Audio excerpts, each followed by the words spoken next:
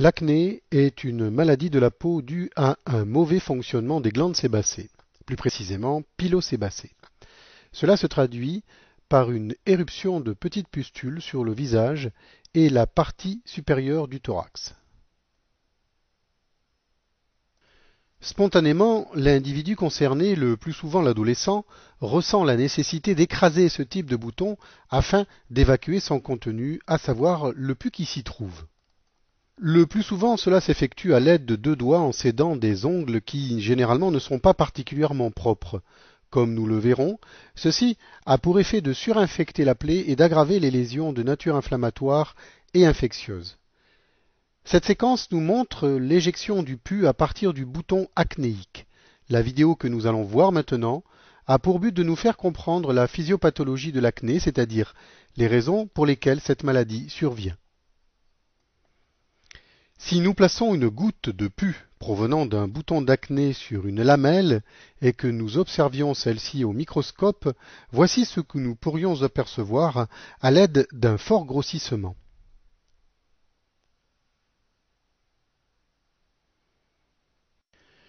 Trois types d'éléments apparaissent dans l'oculaire du microscope.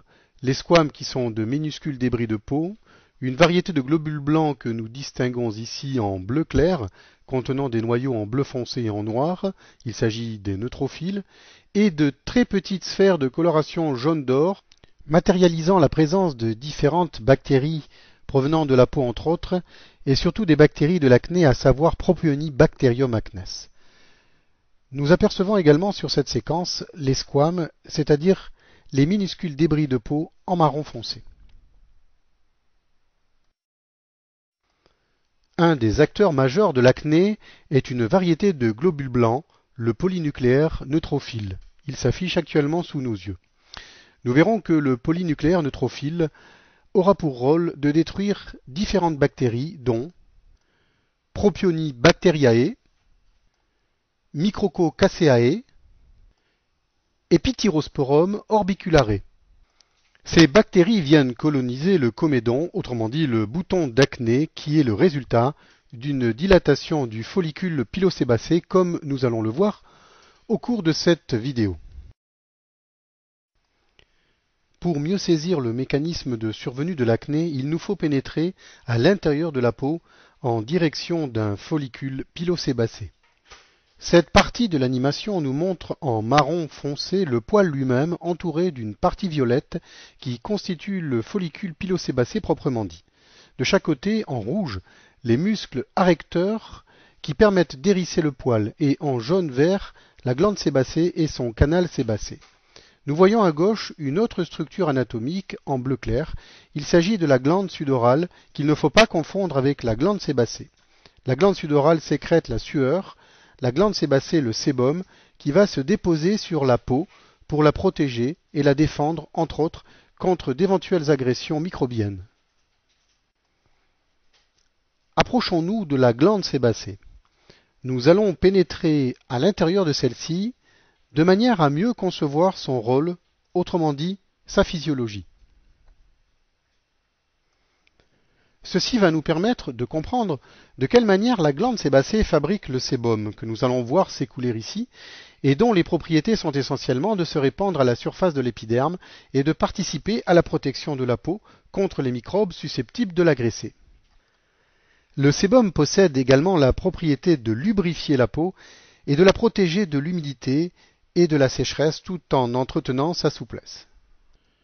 Nous le voyons ici sortir de la glande sébacée puis, après avoir emprunté le canal sébacé, envahir le follicule pileux, sorte de gaine qui entoure le poil. Le sébum se dirige ensuite vers la peau où il émerge. Cette séquence nous montre une sécrétion de sébum grâce à un grossissement extrêmement important. Le poil a été retiré pour permettre une meilleure visualisation de la sécrétion sébacée. Cette séquence nous renseigne sur la formation de l'acné. D'abord, nous constatons une accumulation de sébum, ici en jaune, à l'intérieur du canal pilosébacé en rose. Une accumulation de kératine indiquée par la flèche rouge et provenant des cellules de la peau favorise la constitution d'un bouchon empêchant la sortie du sébum qui vient habituellement se déposer sur la peau, à condition qu'il n'y ait pas de bouchon de kératine.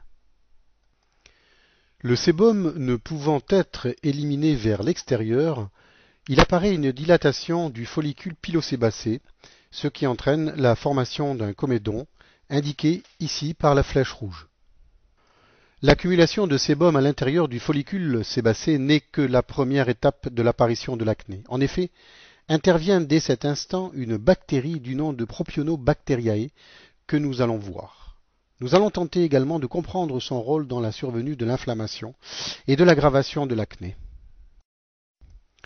Cette partie de l'animation insiste sur l'importance des bactéries qui vont se multiplier en très grand nombre en se nourrissant du sébum sécrété en excès. En plus des bactéries, à l'intérieur de la goutte de sébum en excès, on constate la colonisation de cette même goutte par des parcelles de peau que l'on appelle des squames cutanés, ici en marron. Laissons les squames s'installer pour nous intéresser maintenant au véritable acteur de la survenue de l'acné et avant tout de son aggravation.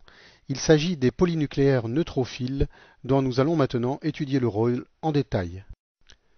Nous allons voir sortir des vaisseaux les polynucléaires neutrophiles attirés par les bactéries qui se sont multipliées en très grand nombre à l'intérieur du sébum nutritif accumulé dans le follicule pileux. Cette espèce de soupe constituée de bactéries, de kératine provenant des cellules mortes, des débris cutanés, est une zone inflammatoire très intense et parfois douloureuse. Nous assistons maintenant à la pénétration des polynucléaires neutrophiles en bleu à l'intérieur d'un follicule pilosébacé en rose, duquel a été retiré le poil central de façon à simplifier l'animation. Remarquons en jaune la goutte de sébum. Si nous pénétrons à l'intérieur de cette goutte de sébum en excès, nous constatons l'action d'un polynucléaire neutrophile en bleu-vert sur les Propionibacterium. Celui-ci repère, absorbe puis digère cette bactérie. Les neutrophiles vont ensuite mourir, venant se mêler aux débris de peau, aggravant du même coup l'inflammation du follicule pileux. Cette séquence nous permet de voir de plus près le mode de destruction utilisé par le polynucléaire neutrophile qui digère une bactérie. Un autre processus vient aggraver l'acné. Les vaisseaux situés au voisinage du follicule pilosébacé se dilatent de façon à laisser passer vers le follicule, en plus des neutrophiles que nous venons de voir, un liquide bactéricide possédant la propriété de tuer les bactéries et qui, en se mêlant au pus, va accentuer l'inflammation en rendant le bouton encore plus rouge, gonflé et sensible. Nous avons vu au cours des séquences précédentes que l'acné était le résultat d'une sécrétion excessive de sébum, s'accompagnant d'autre part d'une inflammation. Cette surabondance de sébum est le résultat d'une sensibilité excessive des follicules pilosébacés et surtout des glandes sébacées aux hormones mâles, c'est-à-dire les androgènes.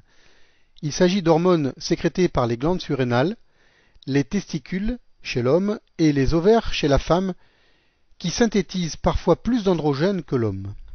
Cette synthèse trop importante de sébum par la glande sébacée est appelée également séborrhée, qui donne à la peau un aspect gras. En dehors du fait que Propionibacterium sont des bactéries qui libèrent des substances favorisant l'inflammation, nous savons maintenant que les neuromédiateurs stimulent exagérément la sécrétion de sébum également. C'est la raison pour laquelle le stress favorise l'acné par l'intermédiaire d'une sécrétion trop importante de ces substances neuromédiatrices fabriquées par le cerveau. Il s'agit de substances utilisées par le système nerveux central pour diffuser n'importe quel type de message.